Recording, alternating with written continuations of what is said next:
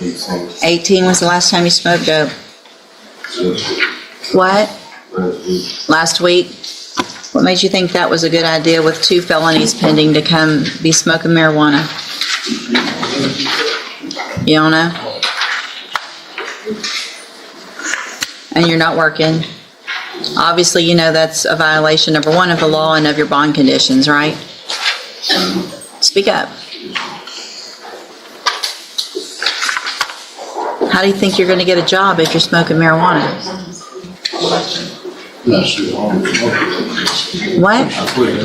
You quit last week? Wow, congratulations. You realize how ridiculous that sounds to say I quit last week?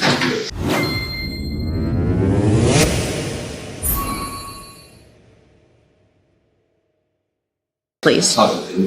Who'd you talk to? Speak up. Tommy Smith. Say the first one. Hand it to the bailiff. So did you talk to him or somebody talked to him for you? Me and my mom told him.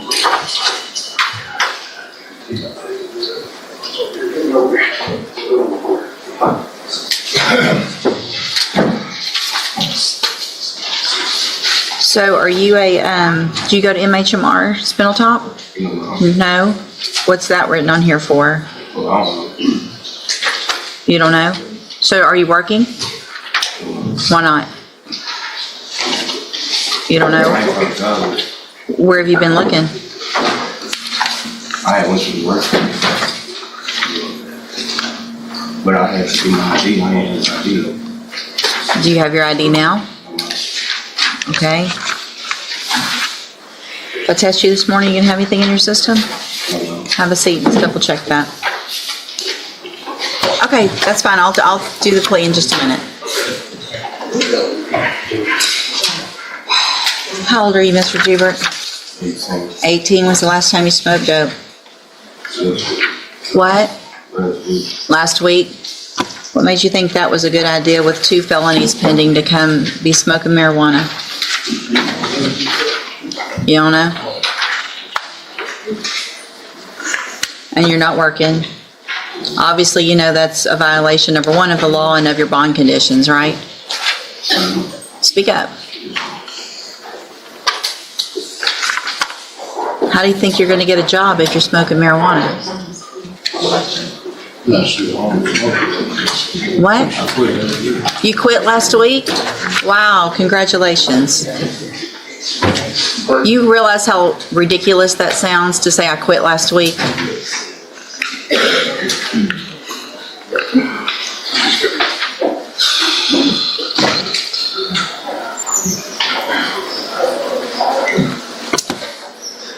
Mr. Jubert, I'm going to find today that obviously that is a violation of your bond conditions in each of your cases.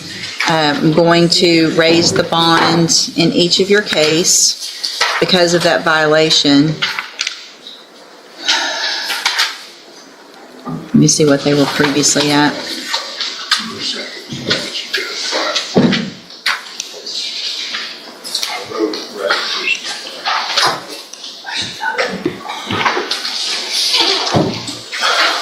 In cause number 25 DCCR 1130, I'm going to raise your bond to $15,000. And I'll go over conditions of both of the bonds in just a minute.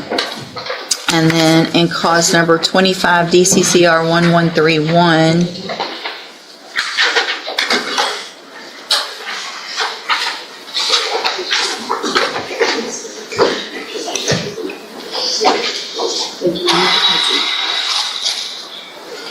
going to raise your bond in that case also to $15,000. Condition, if you make the bonds in both of those cases, is that you have to have a drug patch on at all times. You have 24 hours from the time you make a bond to get a drug patch put on. A drug patch is something that goes on your arm. Your bondsman can tell you where to get them. You have to have them changed every 2 weeks. If they test positive, then obviously I'll know you're still using marijuana and you haven't actually quit. You're going to go right back into jail with much higher bonds. I would anticipate if you make these bonds quickly that the first patch might be positive. But the patches are going to show me an amount, not just a positive or a negative. So if that amount is not going down, then I'm going to assume also that you're still using. Do you understand? All right, go back with the bailiff. You're Chad Cracknell? Yes, ma'am. And Mr. Gertz, will your client waive the formal reading of the indictment? He will, Judge.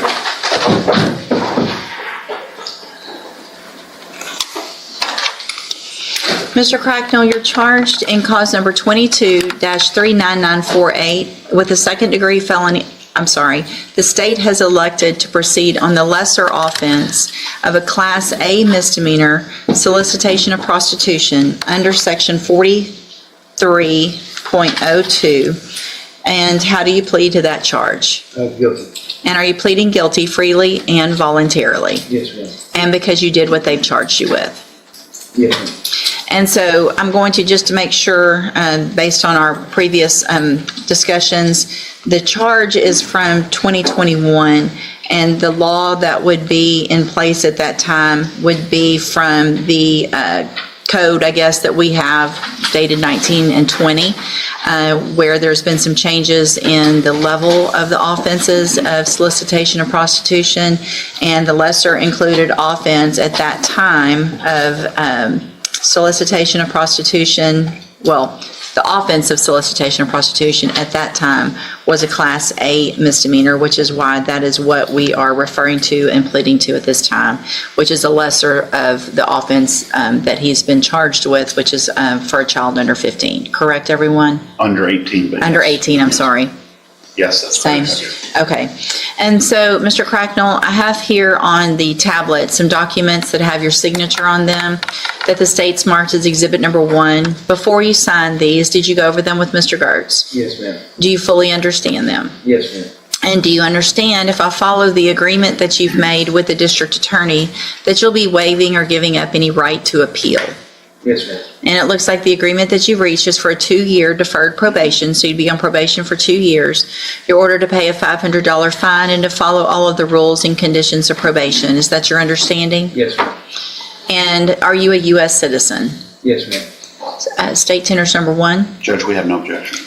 it's admitted. Is there any evidence that Mr. Cracknell is not competent? No, Judge, but can I put something on the record about Sure, that, please? of course. Mr. Cracknell's father is here with him. The court, a different court, has appointed him as his guardian, as Chad's guardian, in part because of some mental health limitations that he has. He's competent, he's lucid, he understands what I'm talking about, but I've also discussed all of this with his father, who's his guardian, and he understands everything that we've talked about. He understands what the offer is, he understands what the potential consequences are, and we thoroughly discussed it with Chad. He understands how serious this is. He understands that the court can put him in jail up to a year if he violates his probation. And one of the reasons we're doing this, and his father and I have agreed to this offer that we think is a very good offer from the state, is that for the last 4.5, 5 years that Chad's been out on bond, he's been doing everything that the court has ordered him to do. And so we feel confident in his ability to follow the court's rules on probation. Could have had probation done and over with without all the legal wrangling. But anyway, thank you for that, Mr. I've been asking for a Gertz. while, Judge. I've been asking for a while. And thank you, sir, for being here. And just for the record, your name is? John Cracknell. And Mr. Cracknell, you've gone over all of this with Mr. Yeah. Gertz, like he said, and with your said Chad, and understand and believe that he also understands everything that he's signing, understands what the consequences are with the probation, and if he violates it. Yes. Thank you, sir. All right. Then, is there any reason to get a pre-sentence report? No, Judge. All right, so Mr. Cracknell, I'm going to find that you entered your plea of guilty freely and voluntarily. I'm going to waive the pre-sentence report, find sufficient evidence to find you guilty. However, I'm going to follow the agreement that you made with the district attorney and defer all proceedings and place you on probation for 2 years. You're ordered to pay that $500 fine and to follow all of the rules and conditions of probation.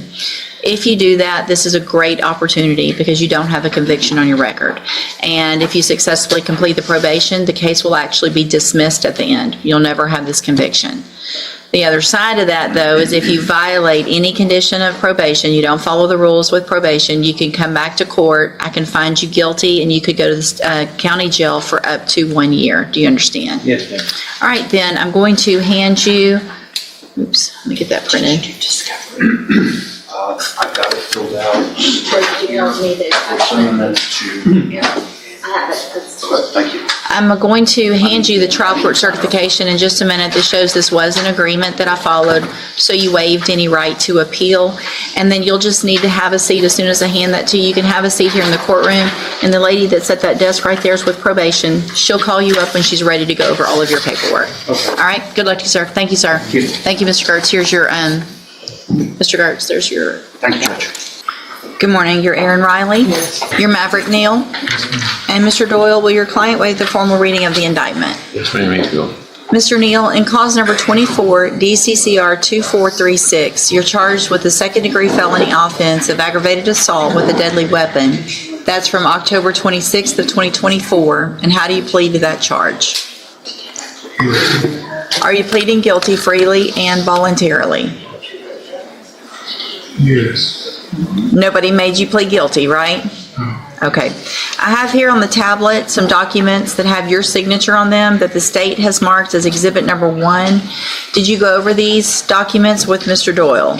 Yes, I did. Do you fully understand them? Do you understand those documents that you signed? Yes. And do you understand, if I follow the agreement that you made with the district attorney, that you'll be giving up or waiving any right to appeal? So you can't change your mind later if I follow this agreement. Do you understand? Yes.